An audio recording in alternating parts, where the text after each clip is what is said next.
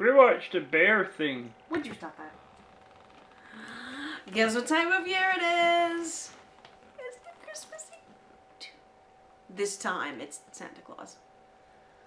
I got these at Tesco today. They were on off. Don't put it in your mouth or up your nose. What? It's a mustache. It's not a mustache. I could have a mustache. It doesn't even look like. Looks like a walrus. Looks like walrus tusks. Oh.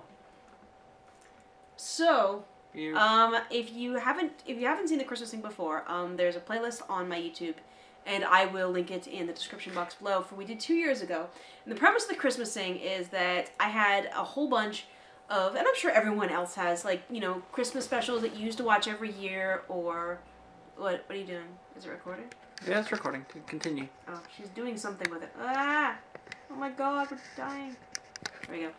But, or like, in my case, stuff that we had taped off TV over the course of several years when I was a little teeny kid on VHS, and my sister and I would watch those VHSs for, like, probably the next, like, 15 years. So, the premise was to have the great Diamanda Hagan, who doesn't have much context or want for Christmas, to watch some of these. I have context for Christmas. I grew up in a Christian society. But not these specials, because most of these were American TV specials. That's true. So we did 12 of them last time we did this, and we're doing the Christmas thing too, so we're going to do another 12, starting on the 12th day of Christmas, or the first day of Christmas, so then it will be, the 12th one will land... They're watching this right now, so they know. Hush. Will land on Christmas Eve. So, for the first one, what did we watch? The Bear Who Slept Through Christmas. Now this comes as an animated feature from 1974, and don't put them in your mouth. And I think I've only seen it a few times. I have some like very vague memories of seeing it when I was a little teeny kid. I was in 1974, so it's 6 years before I was born.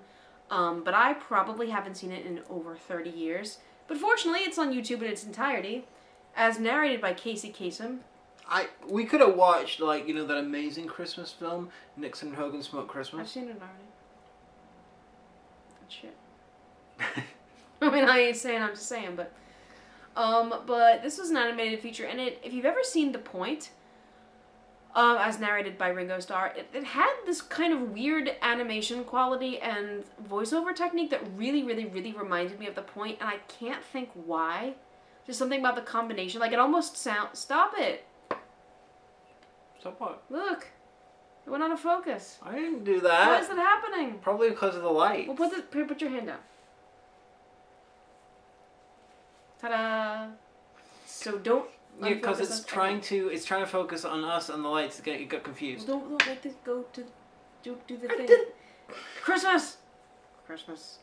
So yeah, so basically, she's decided to mock me again for my visceral dislike of Christmas, owing to childhood trauma, which just shows how much of a nice person she is, B, how much she understands the spirit of Christmas, and C, how she understands psychology. First of all, I'm contextually de-traumatizing you, and I've been working to contextually de-traumatize you about Christmas. So we have like Christmas Eve traditions now. So, like, I think it's an Italian thing, like the Feast of the Seven Fishes is a thing that you do on Christmas Eve. You just eat 7 kind of fish, which sounds like a really big bill at the Chippy. But so, we have the Feast of the Seven Finger Foods, because, like, Tesco and Sainsbury's in Iceland put out, like, a whole bunch of different, like, little frozen hors d'oeuvres, like, a million different kinds, and they're usually on offer, like, you know, 3 for $5 or whatever, something like that, or, you know, and they all cook at the same temperature, so that's our Christmas tradition, and we watch Netflix. But, so what was The Bear Who Slept Through Christmas about? It was about a bear who ironically didn't sleep through Christmas. That's true, he didn't. This is a lying title. You know, it's like, you know, dude, lies make little baby bear Jesus cry, dude. It is. The bears have this whole society. They have bear air, which I think, you know, like, because this is, yeah, the mid-70s, so it's back when, like, in the last days of when air travel was still glamorous and stuff like that. They have the bare naked ladies, but that's like a burlesque show. So your man the bear and his roommate and his friend, who would have been his love interest, but we'll get to that in a second, work at the organic honey works. As opposed to robotic honey works. And, like, but the thing is that I was thinking, honey! This is 1974. This is, like, you know, before Hipsters. Organic became, like, you know, it was, like, not, like, Whole Foods. But then I'm thinking, like, why do they have to point out that their honey works is organic? Like, is there, like, you know... And everyone else uses robot honey. Like, is it, like, because they actually, like, theirs comes from bees, because you see the bees dropping it off. But so I'm wondering, like, is that other honey works in town, like rice Wasps. syrup? No, it's like rice syrup imported from China. That was a big scandal a while back. No, it's made by wasps. You don't want to know how. This is wearing these are a little annoying because they're pointed at the end. I know. I'm like, it's spoiking me. Because it hits you. Next time we'll have it artfully arrayed, but this is like the first. It hits you, and because you've got this little thing with bits of electricity going through it, you have like this brief moment of like, oh no, am I being electrocuted? Oh no, it's just spiking me. Ah. They're LEDs, so it won't heat up either. But no, so, like, he's got this idea, like, ever since he was a kid, that he wanted to stay awake and see Christmas. And he isn't really sure what it is.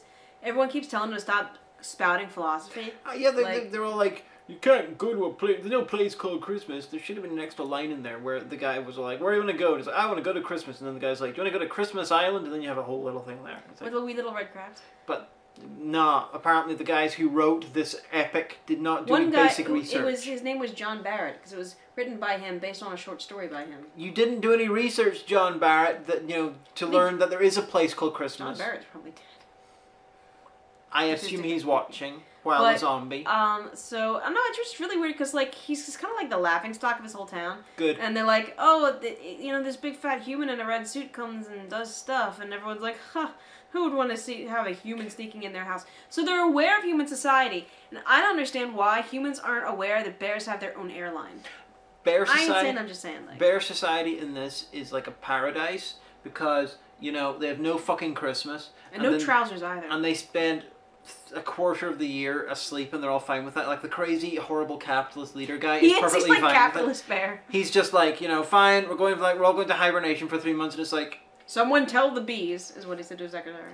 It's just like in a neoliberal economic system, like one we have now, a hellscape like we have now, he'd be all like, our hibernation's going to be like 3 hours between 12 and 1. Yeah, but here's the thing. Like, it makes sense to stop production because I'm assuming they don't have any contact with human society, so they only sell their honey to bears within bear society. So if everyone's hibernating, then you're losing time on your off date. Like, I know honey doesn't ever go off, but, like, I'm sure they have a best before date, like health and safety and everything. Yeah, but what I'm saying is this society, it's evidence that this society is better than the human one, because even their capitalist horrible boss is way better than human bosses. Oh, okay, that's a good point. Yeah. So, this bear is an idiot because he wants to go fucking looking for Christmas. When he's leaving Eden. He's kicking himself he out goes of to, Eden. like, and, like, I believe it's, like, New York City. It's, like, depicted as this horrible hellscape.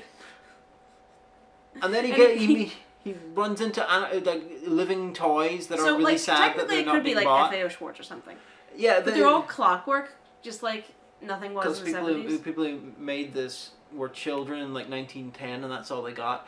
But the bear's like, I need to find Christmas, and the fucking toys start talking to him because the bears had a break with reality, or the toys have had a break with reality. One of them has had a break with reality. Someone here is psychotic. And the toys are like, well, we're all half price now because if we don't get bought, we have no Christmas. We actually had to stop watch. We had to pause. So I could explain the fact of slashing prices on Christmas Eve because of desperation buying. See, I figured if anything, they'd put the prices up. Well, no. First of all, desperation buying. People know when you're fucking with them.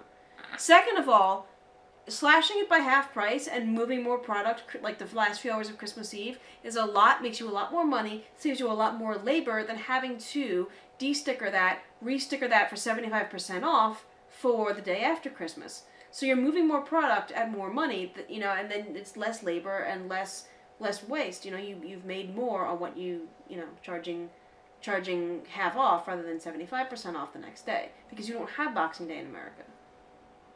And just everything goes clearance. It's another reason America is evil.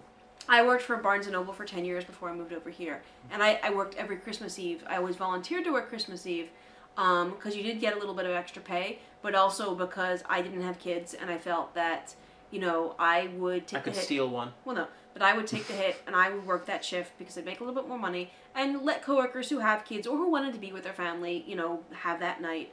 Plus, then it got me out of, like... Because Omega hates her family. No, it doesn't. But it also meant, like, sometimes I would just have, like, a nice, quiet Christmas Eve at home with, like, a bottle of beer and a pizza, and that wasn't too bad. But, like, that's the last hour and a half of that shift. Because, we did close pretty early. Like, we closed, like, at 6. And then you'd be there until 8 preparing for the sales. Anyway, these toys, which may or may not be a figment of someone's imagination, are all like sad because they're not being bought, but then the shop gets closed like minutes later, so these toys were not sold, and you had the feeling that their entire point was to be sold before Christmas. They'll go clearance. And so these toys are basically going to commit suicide out of what'll shame. happen is they'll be snapped up by some weird granny who's getting a jump on the next year, who'll put them in a closet for next Christmas and then forget about them, and then buy the whole cycle perpetuates. So he'll be sitting in the closet being like, this year, I'm going to get it this year, I'm going to get Christmas, I'm going to get Christmas, I want a sequel where like the thing goes nuts and starts killing people. So anyway, he escapes from being locked in the toy facility or shop by a garbage chute, which did exist back in the day. They're not very. I just thought it wasn't very clever because my thinking was that you could climb up it and steal stuff, but you pointed out children might fall down it. Yeah, they're not. I mean, and more dead children is a good thing, but not at Christmas. Well, honey, garbage chutes and incinerator chutes used to be really common. Incinerator chutes even better because then it's a mystery what happened to the child. God, no, it's not like the incinerator chutes were very small. They were not the size that a child could fit down. I bet they were really tried. They even in big blocks of flats and big huge apartment buildings. That's what you would do. You're not gonna go all the way down to the tip. You're just gonna go into the hallway, open the chute, and it just goes down to the tip, and then they come and collect it from there. So you Timmy down there. So anyway, he meets Santa Claus because he just hang around in New York because Santa Claus is apparently American. Fuck you, Santa Claus. He always is. And yeah, Santa Claus always has an American accent. I wonder about that. That's because Americans are self-obsessed, and people who like Christmas are self-obsessed. Yes. Santa Claus, if anything, should have either a Mediterranean accent because he was an ancient Greek from what is now Turkey, Eastern European accent. or he should have like a Scandinavian accent because at least in Lapland. Yeah, in traditional European folklore, at least in the UK and Ireland, he's traditionally from Lapland, which is part of Finland. I saw this on Facebook a few days ago that people are really upset this year because a lot of people fly to Lapland because there's like a whole Christmas industry up there. Yeah. Well, global warming's got so bad there's no snow in Lapland this year right now. And people are really upset. But no, so Santa Claus basically tells them, Christmas is in your heart, sure, except without the dairy part of that. I know the American thing is that, Santa Claus lives at the North Pole, but here's the problem. The North Pole is not solid. It's moving sea ice. He can't live on the North Pole unless he's actually got a giant pole, ironically, and jammed it through the ice into the fucking earth, and then he's holding the ice in place. It has to be strong enough to stop the pack ice from moving. His his whole entire workshop has such strong magnetic properties that on whatever ice it's on is anchored to the core. Anchored to the pole. Yeah, but that's going to be strong enough that it's going to, stop the whole pack moving or break that part of the pack. That would have been a great episode of The Terror Saved by Santa Claus. Don't worry, Francis Crozier. You might be an alcoholic, but you've been a good boy trying to save all of your crewmates and get them back to England. Unfortunately, you were walking the wrong direction, so I can't save you. No, he took them back. He took them back. He could, but they'd seen him, so he couldn't let them go. So he took them back, and they became elves. That's why you're going to die, Crozier, like everyone. Yeah, okay, you dressed up Crozier in like an elf costume and forced him to make toys, and he's like, well, this is like servitude. No, but he'd be happy because they have a still. Here's the thing about the terror. He actually wasn't an alcoholic. Yeah, I have read. He's presented as an alcoholic in the book, but he's and in the TV show. But I have read Crozier's biography, and I point this. I'm working on my terror videos. I do point out at some point that I do not recall reading anything in actual history books about Crozier being an alcoholic. It's just he's Irish. So. I think it's ironic that the Crozier who. Dealt with anti-Irish bigotry, who in the book is dealing with anti-Irish bigotry. And he's Protestant too. He's from a Protestant family. Yeah, from like although he's Catholic in the book. Because he has a granny or a great aunt who's from like Kerry or something like that, and she was like a mystic and had the touch and all this other kind of stuff. And so I don't know if he actually did have like a Catholic, like one of his sides was Catholic, or he was just from a Protestant family and that was made up for the book. But well, he was definitely from a Protestant family, but all Irish people are magic. You got all of that, except people from Belfast. But then you know why they invent him being an alcoholic, which is the negative Irish stereotype. While they're talking about how he was treated unfairly for being Irish, it's like Dan Simmons, you dropped the ball a little bit thematically there. But so anyway, so Santa gives him a whole song and dance about how Christmas isn't a place or a thing or even a time of year. It is a place. It is a time of year. It's in your heart. It's what you do for other people, and it's giving. And the bear then went off, found small children, and started tearing their hearts out to find Christmas. And then, so Santa Claus is like, all right, look, you really want to find Christmas before you hibernate? Here's the crack. So go 3 blocks down this street, and then go. Santa Claus gave him crack so he'd go to sleep? It's the Irish in me. Like, it's not it's the pretend dairy, like, phraseology that I've picked up. It's your derriere. No, because, see, I work with a lot of people at the shop, and so I just I have a really weird accent right now, and it's going to be that way for several years. So he goes up to, like, this top floor, like, 5C in this building. It's this flat with these parents and 2 kids, and the dad's like, oh, there's not much under the tree, and the wee girl's like, don't worry, Santa Claus said I asked him to bring us presents, and you made a really good point. Yeah, so poor children, because, whenever this happens in a Christmas film, almost invariably, you're going to have a bit where there is suddenly extra things in the morning underneath there. Either Santa Claus is real and has done it, or magic shit happens, or something just happens. However, small children who watch that and are poor and have few presents underneath their Christmas tree may well think, I will just, write to Santa Claus or whatever, and we'll get more presents. And then be very sad, disappointed, crying in the morning. This is the sort of thing that's whimsical and nice and moving for people who have material means. But people who don't have material means could well cause them hurt. That makes their situation slightly worse. I have a friend, actually, and they're a communist. Mm-hmm. And I remember several years ago them on social media talking about that very concept and citing as one of the reasons why they realized very early on that there was a lot of inequality in the world, because their family is a total CF, like substance abuse, alcohol issues, physical and emotional and mental abuse and all that kind of stuff. And there were several years where basically there was no Christmas because the father or mother or both had blown it all on drugs or alcohol. And so, like, I can't remember if this was the reason why they said they first realized that there was, that led them on their path to socialism and communism, but I can see that being. My own personal experience with this, growing up non-Christian and a very Christian thing, it was used. When I was a small child, Christmas was used as a way to bully me, incessantly for years, and it was not nice. But then our school would do little things to make children excited for believe in actual Santa Claus. Like when you were in the youngest sort of group, like when you were 4 or 5, they would have the kids in the oldest group who were like 10 or 11, and they would get the youngest ones to write letters to Santa Claus. And then they would get the oldest group to answer those letters, promising all kinds of interesting things. Not as Santa Claus, but as one of his elves. I still think a lawsuit should occur about this. And so, me, very, very young, I got that letter, and so was believing in Santa Claus. Because, all of the reinforcement in the culture around me was showing that that's real, even though non-Christian family. So, very sad Christmas morning. And I'm just like... Sorry, you guys, we usually save the major trauma for, like, the one for Christmas Eve. So, now you can see why I don't like Christmas very much. No.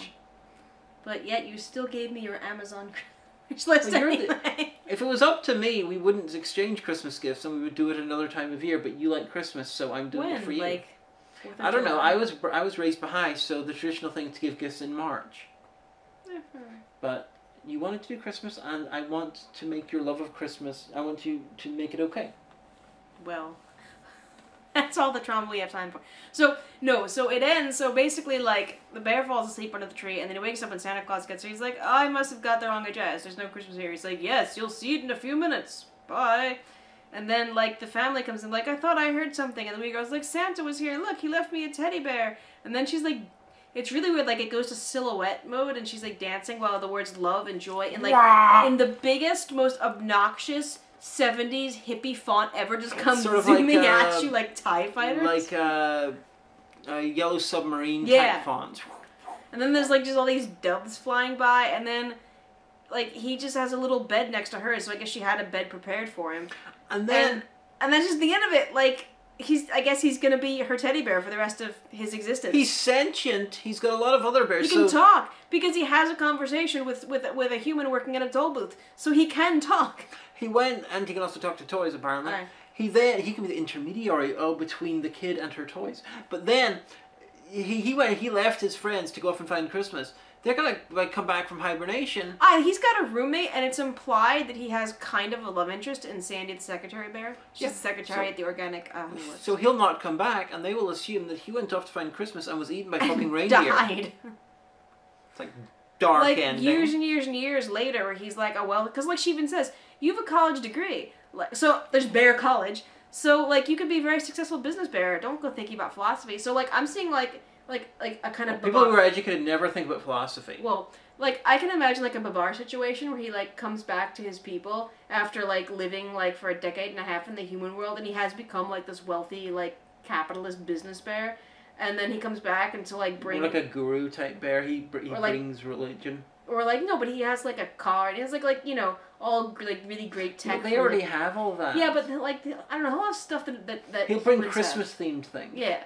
And everyone's like, oh my god, we thought you died. And there's like, you know, a wee little memorial to him, like next to his house, like almost like you know, where like the tomb of the unknown soldier. And the boss bear is like, you know, was sad. He's old and gray muzzled, and Sandy's married his roommate, and she's like, we thought you died. Yeah, don't get angry, man. We thought you died. I was living in a room with a small girl the entire time. I've seen. So he's an adult bear. He's been to college. So he's living with an underage girl. I don't like how this is going. But so that was the unpleasant implications of the bear who slept through Christmas. Mm-hmm. And it was voiced by Casey Kasem. Well, he was narrated. And one of the Smothers brothers was and Michael Bell. But Casey Kasem, one of the lines at the start is that everyone celebrates Christmas. And I'm like, dude, Casey Kasem, I don't know what religion you are, but you are of Middle Eastern descent. I mean, you quit Transformers, the original animated series, because they had a Middle Eastern country called Karbomia. So you felt strongly enough about Middle Eastern stuff there. You know there are non-Christians. He didn't write the script. I know, but it's just like, come on, Kate. You couldn't have requested, you know, not everyone celebrates Christmas, but everyone knows it exists unless you're in North Sentinel Island. You could have done something like that. I so want to see a film where Santa Claus goes to North Sentinel Island. That'd be fantastic. That would be amazing. It's like a slasher film, but it's like an inverse. It's like one person trying to escape like a whole bunch of It's people. like Apocalypto. Aye. Yeah, Santa Claus. Except with like statistically less involvement than Mel Gibson. It's a Christmas movie where say he crashes there and he's trying to survive until this elves in a new sleigh. Someone make this or create a poster, please. So that's been the first episode. I'm bringing you the gift of a rocket launcher. I'm bringing you the gift of every communicable disease I've been in contact with. They gave me the gift of arrows Santa to my must legs. have like mass immunity because he comes into contact with every single culture, theoretically every single culture, so all of their germs.